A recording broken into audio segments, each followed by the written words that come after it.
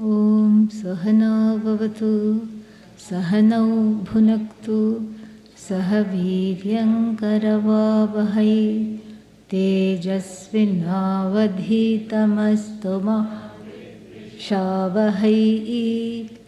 Om Shanti Shanti Shanti.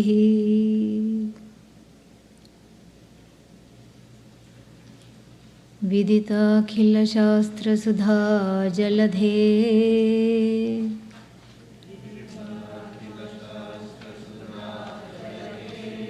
Mahitopanishad Kathita Arthanidhe Hridaye Kalaye Vimalan Charanam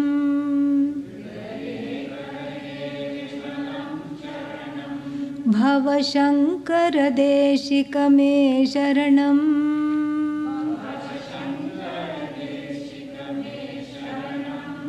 Bhava Shankara Deshika me Sharanam.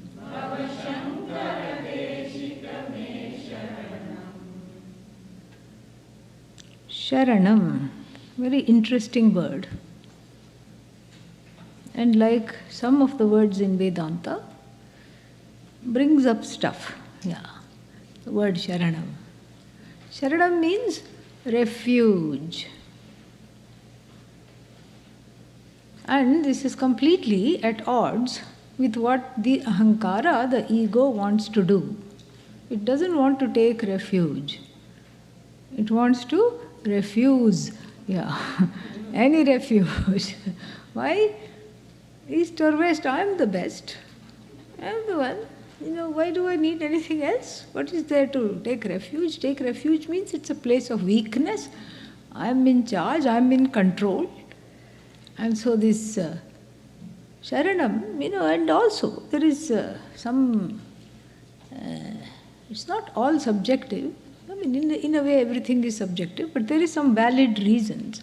There are some valid reasons why this could be the case.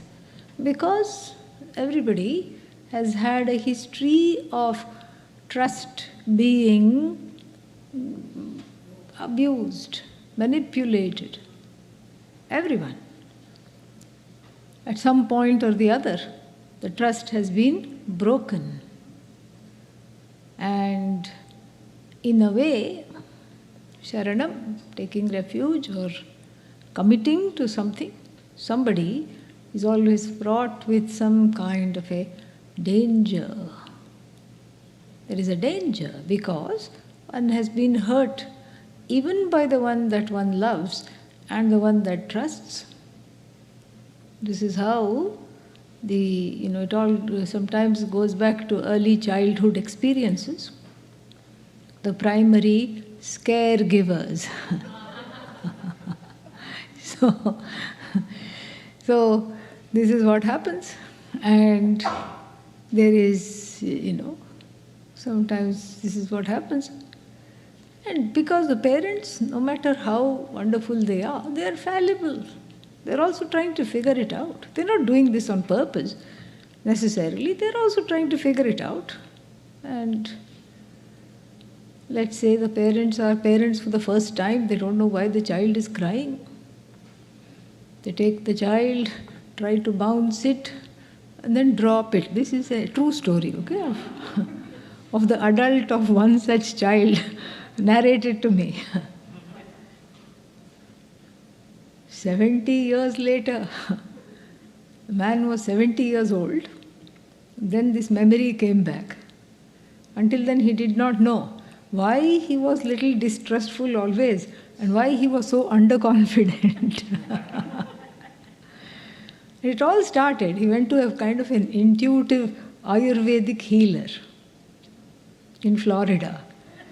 And that healer, touched the pulse, took one look at him and said, "Did your mother drop you?" That was the first question.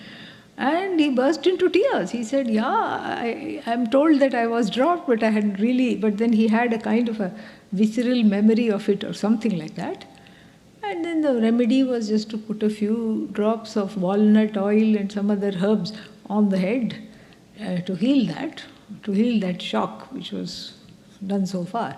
But that just was to show that all these things have some kind of an effect. And so words like Sharanam, taking refuge, surrender, etc., one finds very intimidating. That's all the more reason to understand such words properly. In the event that the love for the knowledge overrides these fears, then we are okay. Sometimes it happens. The love of learning is so much that one learns to let go of the inhibitions of whatever it takes to study, and one learns to let go of the hesitancy or the fear of taking refuge, of admitting that one needs help. All these are very difficult because of previous blocks. And these are all, as I said, valid reasons.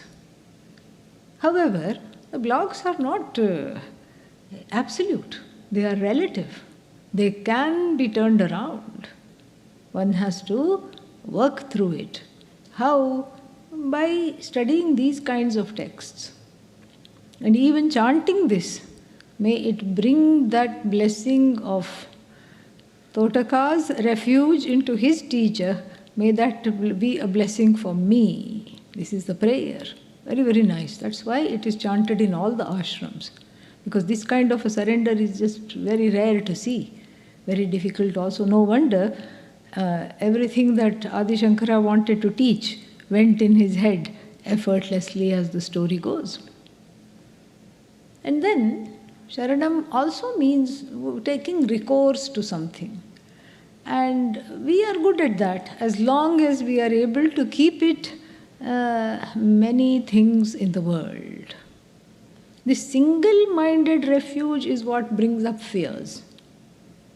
And that's why sometimes people are comfortable studying with many people at once. Nothing wrong, but it feels safe. And it feels like, okay, this is what I can study with this one, this one, no problem. And as I said, there is nothing wrong. I mean, this is one way to bypass those fears. But then the difficulty here is to be worked through, because we have to understand what is it that one is doing Sharanagati to. What is it that one is taking refuge in? It's not a person. It is the way. What is the way? The way of knowledge, because action does not help here. Action does not help. Action and knowledge are like oil and water.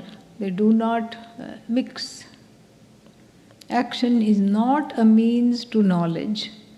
Action can be a means for self-purification, which can help to prepare one to receive the knowledge, but it is, in that sense, it can be an indirect means to knowledge, but never the direct means. Because what I want to understand is not in the realm of doing. I am already what I want to be. I am already free. And then what? I don't know it. This is the problem. I'm already free. I'm already what I want to be. But alas, I do not know it. And I have to know it. So you see, already when you say I have to know it, that means you are in the realm of knowing, realm of knowledge. And so the Sharana, the refuge, is to a source that can help illuminate the words of the Shastra, that can help light up the words of the Shastra, which otherwise do not do anything for me when I read them by myself. Nothing happens. Nothing is supposed to happen because it is a means of knowledge, it is live, it needs to be activated and made pertinent to that particular time, to that set of people who are craving for the teachings. That's why it is very different. So we had Adi Shankara, we had Swami Vidyaranya, we had so many other scholars, saints, Swamis. At different times they were the best for that particular time. Then those bodies go away, other bodies come for this time. And these bodies will go away, and yet other teacher bodies will be made. Perhaps from the people sitting and listening in this room, who will grow to be teachers, and then who will be leading another generation of sadhakas, seekers. That is how the thing is.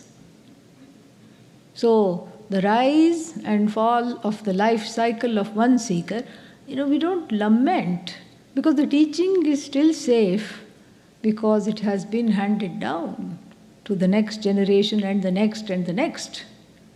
And it is appropriate, because with each generation, the culture is slightly different, and the lingo is very different. The kinds of words, the kinds of blocks that might be there, they are the same, but they are articulated in different ways with different ideas, etc. And so therefore, the Sharanagati means taking recourse or the surrender or refuge is to that live teaching for which the Guru, the teacher, is a mouthpiece. The teacher is a microphone that amplifies the words of the Shastra so that it can be heard. So that it can be heard, it can be assimilated. Sometimes, once I had gone to some conference in the United Nations, and then there was simultaneous translation in 15 languages in a big hall. And then everybody had a headset. You put on the headset, and then there was a little piece, and then you chose 1 English, 2 French, 3 Spanish, like this, 14 languages, something like this. So that's exactly how it is. So it is customized for you. The words are like the speeches done in different languages. And if you didn't have those headphones, you would be hearing it all right, but they would just be sounds, they would just be words which you do not understand. The teacher is like the headpiece that translates in a way that is made pertinent. And so, if one has to respond to any of the speeches, or if one has some kind of a role in that conference, imagine how closely you have to listen. And so the headpiece becomes, the translator becomes your best friend. And that exactly is the place of the Guru. And as I said, one can comprehend this concept if much easier as long as the place of this Sharanam keeps shifting.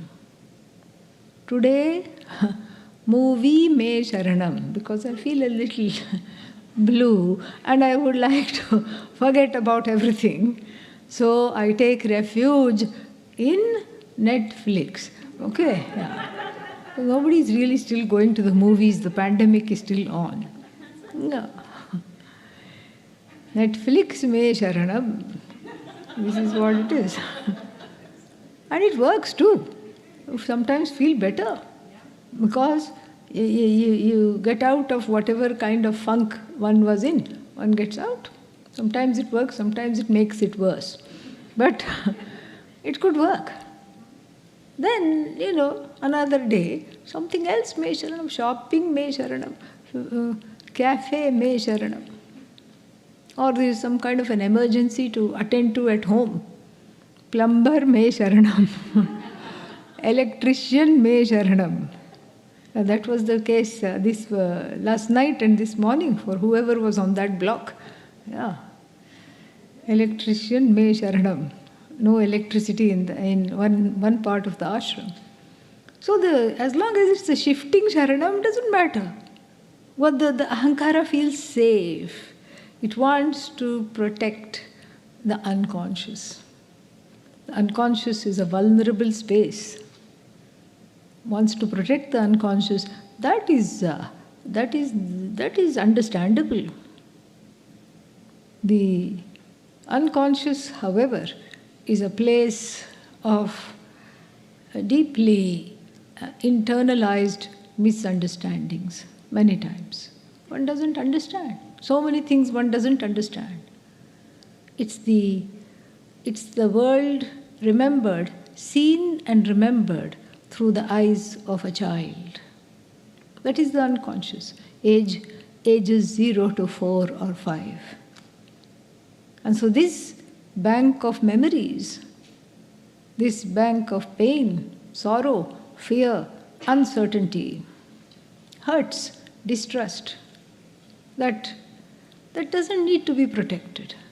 At one time, yes, because the survival of the child depended upon it. Not anymore. Not anymore, because one is an adult. One is not a child. One has freedom. One is not caught in the same situation in the same way as one was 50, 60, 40, 30 years ago. One is not. One is free and one can act as an adult, but that is forgotten. And so the ahankara is confused whether to go with the desires of the adult. What is the desires of the adult? To study Vedanta or to protect the needs of this clamoring child. And this is beautifully talked about in the Upanishad. All this is there. In fact, even though we say, what was his name? Freud was the father of psychology. No. Upanishad was the first mother of psychology. Why mother? Upanishad is feminine. The word Upanishad is feminine.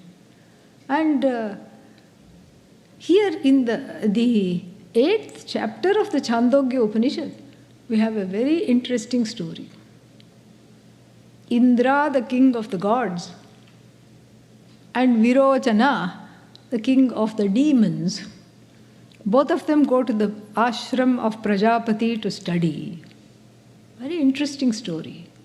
And if we look at the story closely, this Virochana, the baddie, doesn't have a voice at all. Not one word does he speak throughout his role in the 8th chapter. The question is, does he even really exist? This is where we are headed in the analysis, in the interpretation. And so Indra goes and Virochana is more like a clone. Indra does namaskar to Prajapati and Virochana also follows. And in fact, the namaskara comes later. They both, the story says, stayed in Prajapati's ashram for 32 years without knowing why they were there. You see, the teacher is so patient. Amazing. Usually the student should go to the teacher and declare their intentions. I have come here for this purpose, to study this, to take this course, something. But after 32 years, Prajapati couldn't stay silent any longer. Prajapati said, "Gentlemen, why are you here? What is your purpose in being here?" And again it is Indra who speaks, and he says, "Long ago we heard you say, Atma apahata papma. This I is free of guilt, free of hurt, free of omissions, free of commissions. We want to know the free of old age, free of death, free of disease. We want to know this Atma." And Prajapati takes one look at Virochana and doesn't feel like teaching. He's just following the diktat of the Upanishad, where it says, please do not give this to unworthy beings. Unworthy means not ready for the knowledge. Not that they are bad or anything. Because we don't have the concept of devil. Any kind of demonic being is a devotee gone wrong in the Vedic lores. And so he doesn't feel like teaching. So he just claps his hands, and some people bring a big vat of water. And he says, I want to look at the Atma. Indra says, look. And it's not all wrong, because the reflection that you see, the body is Atma. Atma is not the body. Big difference. And so, please, gaze at yourself gaze at yourself. Here you want to know yourself, you want to look at yourself, look at yourself. And so the water is brought, and Indra too is completely taken for a ride. He is trolled without understanding it. And both of Virochana twirls his mustache. I think this is a very handsome Atma, he thinks to himself. Indra touches his triceps and biceps and, postures in front of the reflecting vat of water. Not bad for a very strong Atma, he says. He thinks. And they both depart. As they depart, Prajapati stands at the gateway of the ashram and says, "Look at these sad fools, murkhas. They are going without the knowledge of the I. They are going away. And if they think what was demonstrated here is the knowledge of the Atma, may whatever they teach, may it not take and continue lineage after lineage. May it be just destroyed, because we don't want people to learn the wrong thing." So both of them depart. But Indra alone returns, because as he's drinking water from a stream, he has a doubt. He looks at his reflection in the stream and he says, "Aha, here is the Atma again, how wonderful." And then he displaces some twigs and leaves in order to drink the water, and the reflection is disturbed. Oh, where did the Atma go? Only bubbles and ripples? Where am I? Oh, there I am again, and there I am not. Now I am here and now I am not. This is against the Shastra. This cannot be the Atma. I think I need to go back. So he goes back, stays for 32 more years, because Prajapati says, "I think you need to stay for some more time before you qualify to understand this." That's why every time in the ashram when people came for a Vedanta lesson, they were given the key. Key to the knowledge? No, key to the cow stable. Yeah. Why cow stable? So the mind can become stable. They're working there. And after a few cow dung patties, and because this is used for fire, as a kindling. So cow dung patties, after making a few cow dung patties, then the mind just calms down. And you settle down. So then after living for 32 years, and then he gets a little bit of knowledge. The class is very disappointing. In fact, the opening mantra, Sahana Bhavatu, and the closing mantra, Purnamadaha, is longer than the class itself. The class is a monosyllabic word. He says, Da what? Let me write it down. Da what? Om Purnamadav Purnamidam. No, wait. I want another class. In 32 years. Contemplate on this. That is how it was in the ancient times. A lot of work, even if you look in the Buddhist stories, some koan would be given. And some kind of a riddle. And the onus was on the student to contemplate on it. Even in the Taittiriya Upanishad, the student is told, Bhrigu is told by the father Varuna, Vijignyasasva. May you think about this and desire to know this. May you sit with this. And this is how it was. So then finally Indra gains this knowledge after doing Gurukula Vasa for 105 years. He gains this knowledge. But for our purposes, what is interesting is that the knowledge, the dissemination, the transmission of the knowledge could only happen after Virochana disappeared. Virochana is the unconscious mind, represents the unconscious mind. So two people come to the teachings, even though there is one body, there are two persons. The adult who is a sincere seeker of knowledge, and the child that wants to be coddled, that wants attention, that wants its fears to be protected and its trust to not be destroyed, that is afraid to take chances, and that is defensive and offensive and very difficult. This is what it is. And so Sharanam here means the ability, if not the ability, at least the commitment to resolve all that which doesn't belong. All that which doesn't belong. And there are many ways of resolving. Yoga, anything that teaches self-love, anything that helps. Yoga is wonderful. Pranayama is wonderful. Bhajans are wonderful. Therapy, anything that works. Writing it out, journaling practice, a constant, dedicated, committed every morning or any time that you want to take out. Journaling practice. Anything to make that separation so that you can get to the place of the watcher of the distrust rather than identify with the distrust and the pain and reproduce that pain and deny yourself, reproduce that pain repeatedly in any teaching situation and deny yourself the knowledge. This is what it entails. So, Me Sharanam means, let me, you be my sole refuge. You are enough because I am enough. There is nothing that I lack and there is nothing that you lack, and so therefore, get me, teach me, so that I can get out of this lackluster existence. There is, this is what it is. Me Sharanam.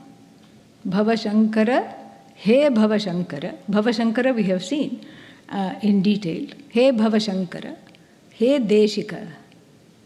Me Sharanam. Be, Me Sharanam, we have to add Bhava. Be my refuge. In fact, not even be my refuge, it's not even a request or an order to the teacher. It is taking for granted, you are my refuge.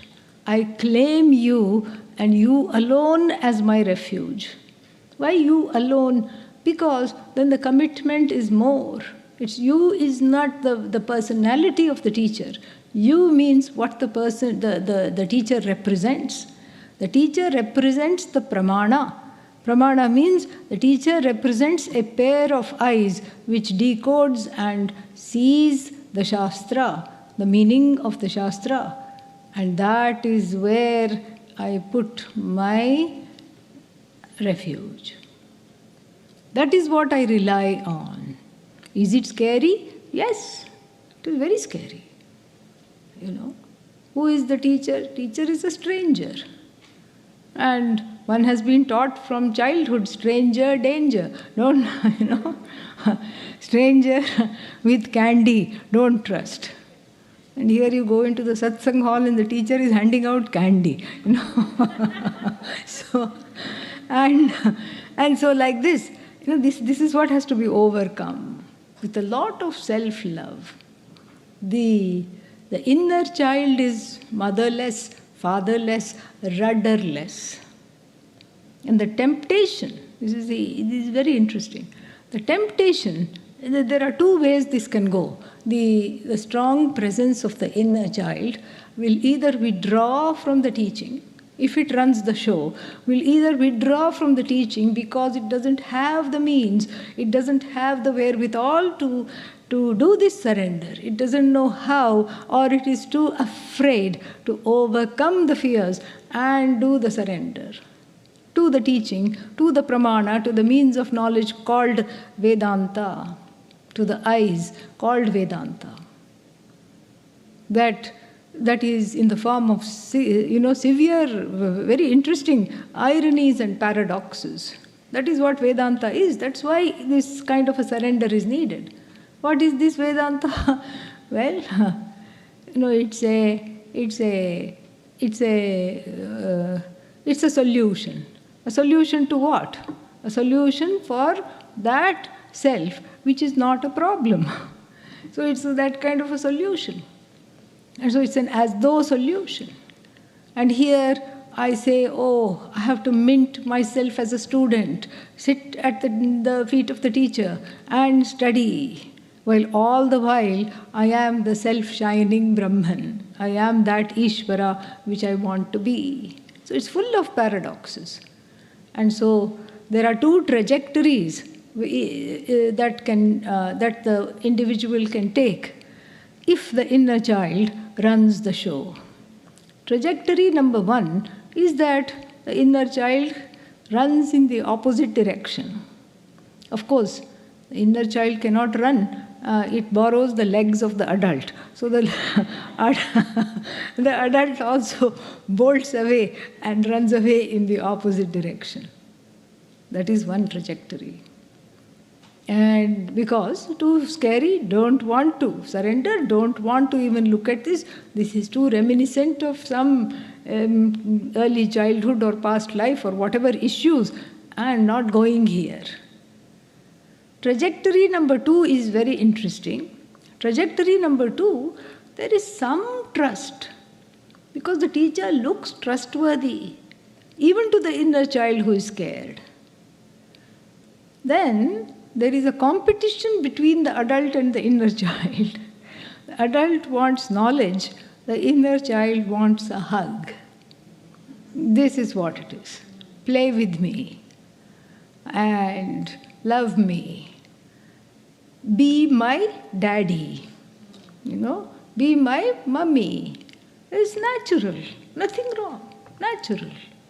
This is called psychological transference. It's natural. Wherever there is trust, the transference can and will take place. But it has to be resolved. That is the beauty of it. That it exists is not a problem. But that it needs to be resolved is the truth of the issue. And the same thing, in any kind of a trustworthy relationship, the inner child is looking for to be parented, to be babysat. Yeah. That's why when one gets married or one is in a committed relationship, that's when the inner child comes out. Because finally it is safe enough to feel unsafe. Finally it is safe enough to feel unsafe. So if you find yourself saying, I'm feeling unsafe, that means you're safe enough to notice that. Whereas previously, you were not safe enough to even notice that. This is just so amazing how it works. The teacher may oblige. The teacher may bounce the inner child on one knee for a while teaching the Shastra. Pujya Swamiji was a master of this. I really don't know how he did this. He was such a master of this. But this cannot go on. After a while, the teacher is also going to hand over the inner child back to you. Here, see how cute it is, and I have grown it up for some time. Catch, you take care of it. And even in any kind of a committed relationship, it is very tempting to outsource the inner child to the significant other. It doesn't work. Why? Because if you have one inner child, the significant other has twins, okay? And, and they are going to give it to you to babysit. Do you want to babysit other people's inner children? Say no, come on. Yeah. Yes, because it's hard enough time to babysit one's own inner children, or to talk of the inner children of the whole neighborhood. You don't want that. And so it's best to reparent the inner child by being the adult in all situations. And it doesn't need much. All it needs is to say, oh, that happened, oh. Sometimes it doesn't even remember what happened. It just is frightened and distraught. Just give it a hug. Yeah. Give it a hug. And Be the adult at all times. Be present for this. And when you're present for this, that's all that is needed. Where does it go? Does it disappear? No, it doesn't disappear. That's the beauty of it. The unconscious is Ishvara's creation, Ishvara Srishti, so that the child could have could bypass the insecurity and fear and just have a life to grow and deal with the situation later, much later in life. And so it doesn't go. What does it do? The point is for it to not kill the inner child, to let it be embraced and integrate into the adult. That is what it is. And so, the Sharanam means having that emotional maturity to be able to take care of the inner child and to make that separation. Who is the one that is wanting to run away? Who is the one that is afraid? Who is the one that is resistant? And why is it that yesterday I was really wanting this knowledge and today there is this resistance? When you ask yourself, then the inner child comes out to play and it will give you a lot of information. And that is what this kind of a reckoning, the babysitting of the inner child and resolving that is very much needed for this knowledge to be assimilated. Because after all, it's the knowledge of oneness and non-duality. And so if there is already a duality between the adult and the child, then how will this knowledge take place? And so you are my only refuge. You as the spokesperson of the Shastra are my only refuge to get out of this ocean of samsara. And so, me sharanam. And let's look at so where is the sharanam? Where is the sharanam done? Sharanam means, how is this taking of the refuge demonstrated? And why should it be demonstrated? That is in the second last line. And it looks like we are going from bottom to top, as though it is some kind of a foreign language, but it doesn't matter. So, what is the locus of this sharanam? Where is this surrender? And here it says, charanam. Charane sharanam. Charanam means what? Actually, it means 1 foot. But then, why does it say 1 foot? Because taking refuge in 2 feet is too much. So maybe I should start off with 1 foot and then grow to embrace the other foot of the teacher. No. It is a mechanism in the Sanskrit language called jati ekavachana. There are certain words like janaha. Janaha means people. Janaha, people. But then it is singular, you see. Lokaha, again, persons, people, but it's a collective noun. So here charanam, collective noun for charanau. So this is a grammatical thing, and it helps in the meter also, it is there. So, charane sharanam, the feet. I take refuge in the feet. Why feet? This is a very big, this is so much of the India's spiritual history is all based on this feet. Yeah. Because the feet are seen as the foundation of the person, and if the person is an embodiment of knowledge, the feet are seen as the embodiment of knowledge, the source of knowledge. That's one reason. Another reason is this. This is a local reason. It is an urban myth or maybe a rural myth. I don't know. Very interesting and enjoyable. And the jnani, the teacher, does not want punya. Punya means good merits. And each time the person teaches a Vedanta class, they accrue punya. What a waste of punya, Everybody thinks. Because the person who is accruing this punya, these good merits, doesn't want it. He's not going to encash it or wish for it to be encashed in the form of a better house, a better monthly salary or any kind of thing. Veke, no such thing. Not wanting anything.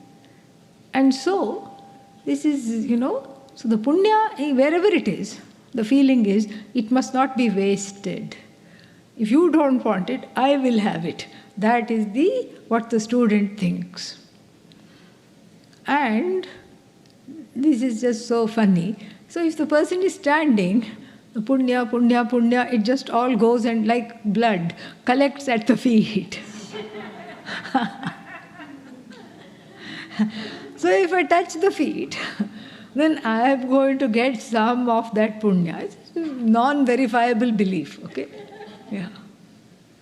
I am going to get some of that punya which he or she doesn't want. And we shouldn't waste the punya. Why waste the punya? Let's milk it. And in fact, without studying Vedanta in the rural areas, people know this like anything. I mean, it's just amazing. I went to some kind of a temple consecration ceremony with Pujya Swamiji once. And it was just like thousands of people. And usually people just touch the feet a little bit and then go like this, touch it to their eyes. But here they were milking the calves. No pun intended.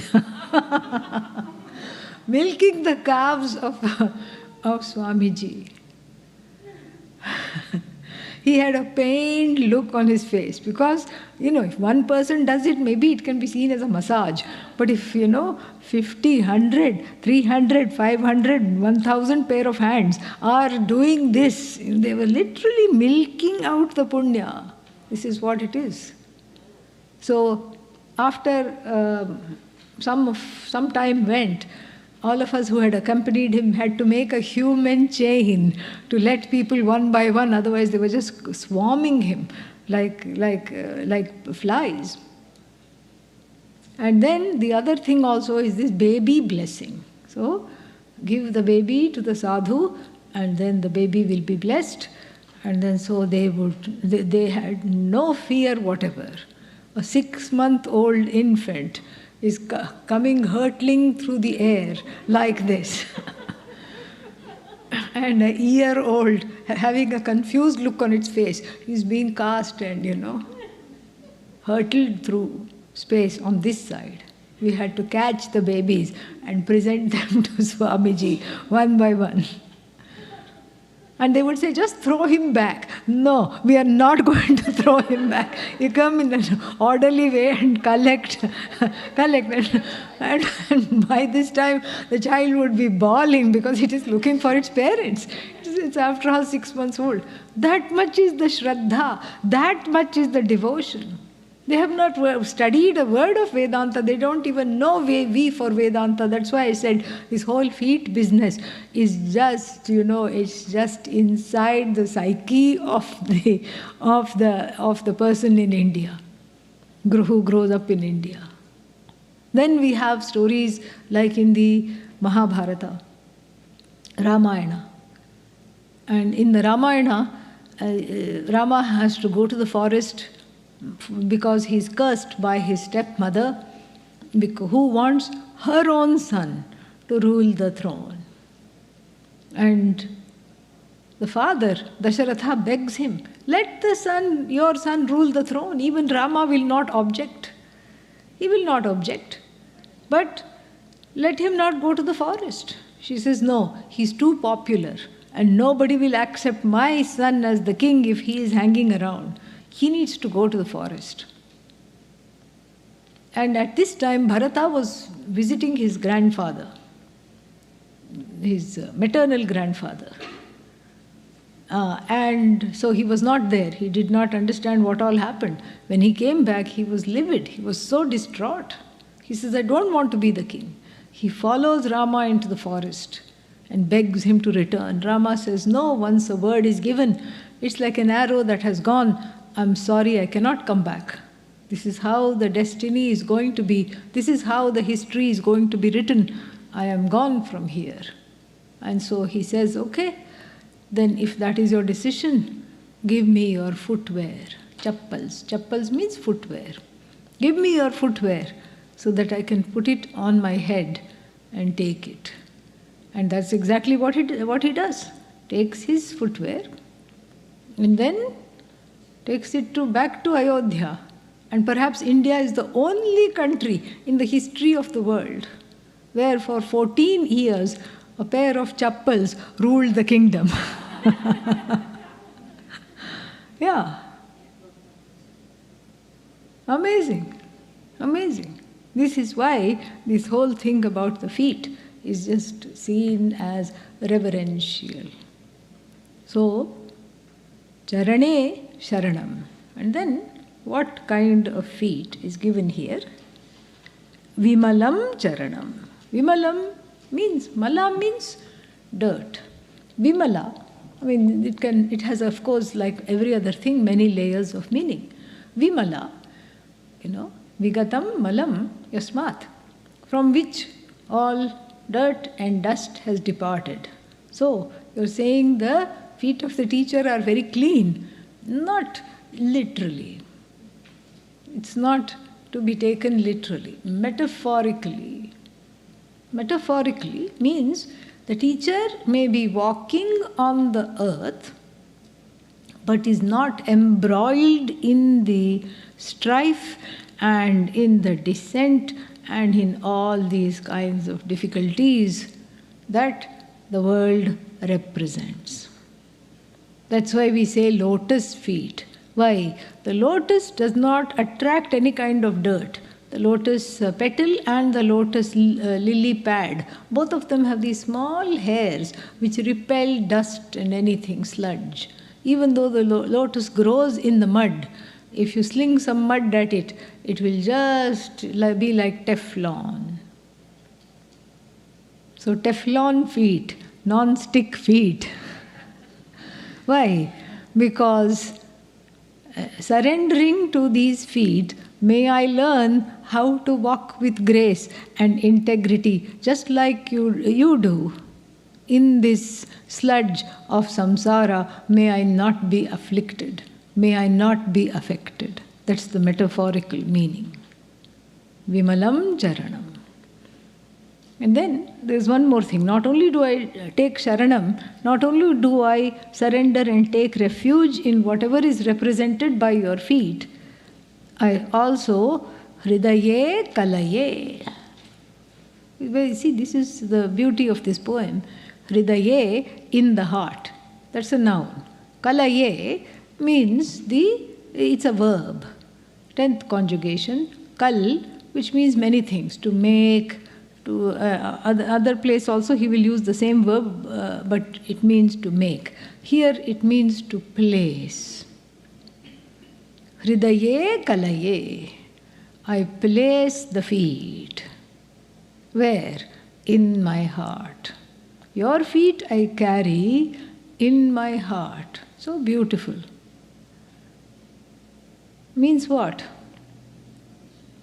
You can also say it the other way, right? Or I place my heart at your feet. That's a little awkward because that means your heart is going wherever the teacher is going. But this is nice because this means the teacher is with you all the time. I place your feet in the altar that is my heart, so that I may be altered to understand what all this means for me. So, I place your feet in my heart means there must be some room created for it in the heart. If the heart is filled with fear, distrust, sorrow, kama, krodha, lobha, moha, mada, matsarya, all these negative, difficult, challenging emotions, intractable desires, kama, anger, krodha, delusion, moha, mada, pride, matsarya, jealousy, envy, there is no place for the feet. Already one has hoarded so many emotions, so many fears, so many sources of resistance. Where will the feet be? You have to make a place, you have to enthrone, to enshrine the feet in the heart, the feet of the Guru in the heart. So that means what? You have to do a little inner spring cleaning. The cobwebs of the unconscious mind, the fears, the tears, the distrust has to be swept away. All the raga, dveshas, the strong preferences and prejudices are also swept away. And when the place is made for the feet, then it's metaphorically saying, I invite what the feet represent. And we just talked about what the feet represent. What do they represent? Knowledge. So I invite the knowledge, I enshrine the knowledge in the heart, and it's easier to see it as the feet of the teacher in the heart. And one last thing about this feet. So if you want to relate to the feet of the teacher, what do you have to do? You have to bend. You have to bend. And that bending, even though it is literal, is figurative. It is allowing the ego to be in a place of I don't know and I wish to know, rather than I know. So the bending is enacted. It's not enough to say, I have the right attitude. Because this is a relationship. So in a relationship, it's somebody's birthday, and as the day is going by, you haven't wished them at all. And they are getting angrier and angrier. Yeah. No breakfast in bed, no present, not even a card. Not even a card. And as the day is going, they're getting angrier and angrier. Finally, they cannot hold it any longer. What? You don't even know what day it is. And you just, you have studied a little bit of Vedanta. So you say, yes, I do, very calmly, yes, I do know what the day is. It is my birthday. Yes, I know. But you didn't wish me. In my heart, I wished. The person will get chappals, I tell you. In my heart, I gave you a big gift. What's the use? It has to be enacted. You have to show that you have made the effort. You've made the effort to get the gift and to wrap it beautifully and hand it. You have to show that you have made that effort. And what does the person do? Tear up everything. Anyway, but still, you don't say, oh, I packed it so nicely and now look what you have done. You've torn up everything. You want them to tear it up. Very interesting. And so this is what it is. Every relationship, it's full of forms. There is no relationship that can be forged without taking recourse to form. Hello is a form. Waving is a form. Hug is a form. Handshake is a form. Eye contact is a form. Smiling, it's a form. This is how you forge the relationship. And the relationship with a teacher is forged on the basis of this enacted humility. Because the bending is in Sanskritam called prahvi bhava, namni bhava, meaning an attitude where I show that I'm ready to bend my notions, my dearly held notions, if they are not in keeping with what is to be understood. I'm willing to bend them, I'm willing to suspend them. This is what you show, the willingness to study, and that is why I take refuge in the feet. Very, very nice. And besides, it is slimming. Yeah, that is also there. So, the practice is slimming. And because you're not above it, you don't feel like you're above it. And so this is why, these are all the reasons the feet are eulogized. Very nice thing. Now let's take the first line. It's a compound made up of several words. Vidita, known. Akhila, everything. Shastra, teaching.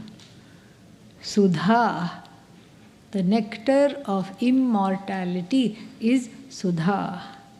Jaladhi, Jaladhi means ocean. Jaladhe, vocative. So, hey, you, and who is this you?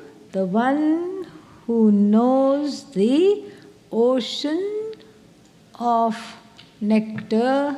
It's a nectar ocean. One who knows the nectar ocean of immortality of all the scriptures. The whole Shastras, you are this all-knowing being. There's nothing that Adi Shankara did not know. That's why in the morning when we chant some of the verses, Shruti Smriti Purananam Alayam Karunalayam. Alayam, a warehouse, an abode of what? Shruti. Shruti means all the primary texts, Upanishads. Bhagavad Gita, which is like an Upanishad. Smriti, all the Smritis. Secondary works. Then Puranas. Itihasa also included. Puranas means the 18 books of mythology. Mythology/history. And all of them, the one who is an alaya, a walking encyclopedia. This is how we eulogize in that one. And here also, Vidita Akhila Shastra Sudha Jaladhi. Sudha Jaladhe. Viditam Akhilam Shastram Yena. Vidita Akhila Shastraha. By whom all the scriptures have been studied. That one is called the one who, the knower of all the scriptures. And then Vidita Akhila Shastrasya Sudha. So the one who knows the nectar of immortality, which is the truth of all the Shastras. And Sudhayaha Jaladhi. The ocean of this nectar. It's not a big ocean with a drop of immortality. In fact, it's the nectar of immortality. And you are this ocean. And who am I? I am the one who wants to take a dip in this ocean. I would like to immerse in this ocean and hope that something comes for me. And then the next line.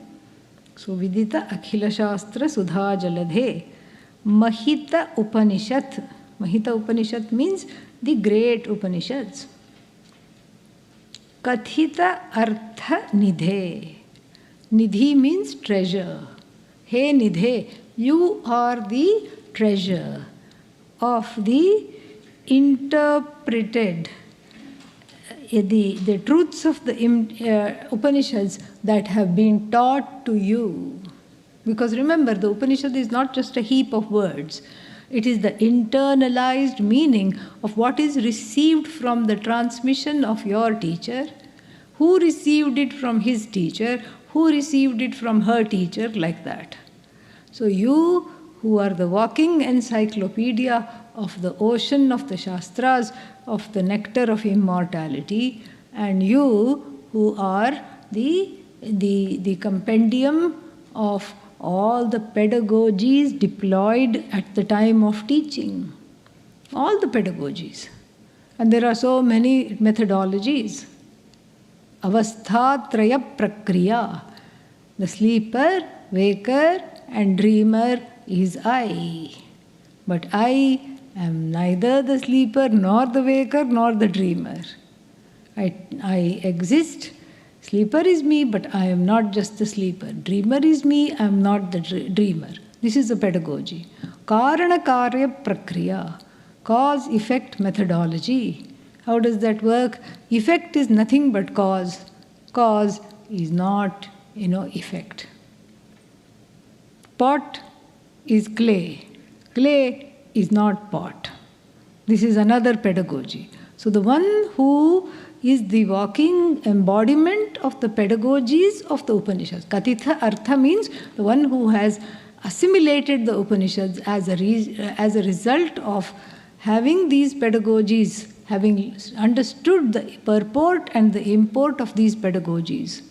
You are my teacher. Your feet I keep in my heart always. And I surrender to this. I surrender to this. And O Shankara, this, O Lord, O Guru, who is the unlocker of the knowledge of freeing oneself from samsara, O teacher, you are my only refuge.